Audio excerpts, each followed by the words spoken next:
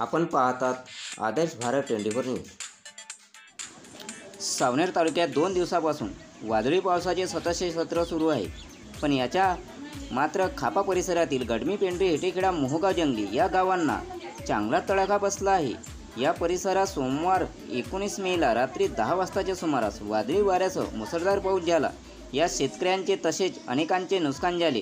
दुसरा दिवस उजाडला आणि परत मंगळवार 20 मेला दुपारी 3 वाजताच्या सुमारास चक्रीवादळासारखे तुफान वादळी सोसाट्याच्या वाऱ्यासह पाऊस झाला। यात मात्र शेतकऱ्यासहित अनेकांचे मोठे नुकसान झाले।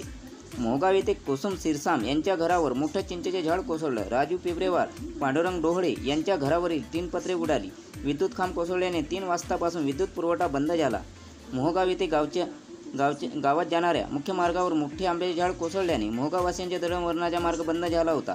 तर हेटेखेडा येथील अशोक राऊत, मोरेश्वर राऊत, आशिष राऊत यांच्यासह अनेकांच्या घराची 3 पत्रे उडाली।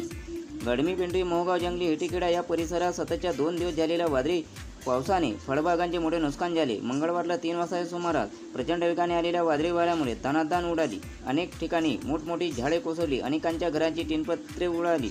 काही ठिकाणी विद्युत खांब कोसळले। अनेक भागातील वीज पुरवठा खंडित झाला। या अवकाळी पावसामुळे भाजीपाल्यांचे मोठे नुकसान झाले आहे। बऱ्याच शेतकऱ्यांचे आंबा, पपई, संत्रा बाग उद्ध्वस्त झाल्या। वाऱ्यांच्या जोराने आंबा, संत्रा, पपई झाडांच्या फांद्या तर काही ठिकाणी झाडे कोळमळून पडली।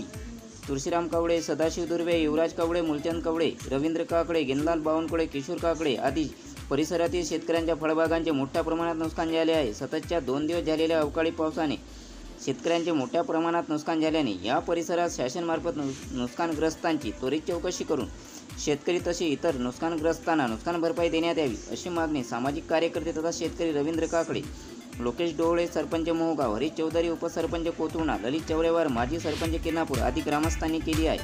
आदर्श भारत 24 न्यूजकरिता किशोर गणवी, सावनेर, नागपूर। ताज्या बातम्या आणि घडामोडीसाठी पाहत राहा आदर्श भारत 24 न्यूज। चॅनलला लाईक, शेअर आणि सबस्क्राईब करा।